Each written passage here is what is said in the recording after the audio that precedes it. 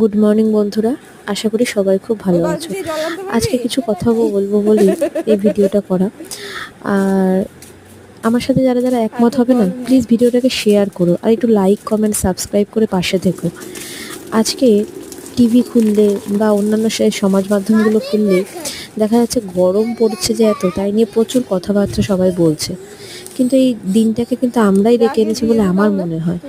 চতুর্দিকে যত গাছ ছিল সব আস্তে আস্তে কাটতে কাটতে এমন হয়েছে যে গরম সমানে বেড়েই চলেছে।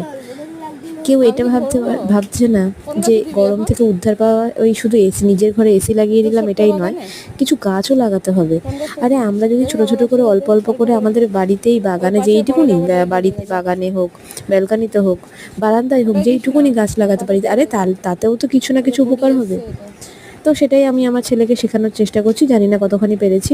ভিডিওটা ভালো লাগলে লাইক করো।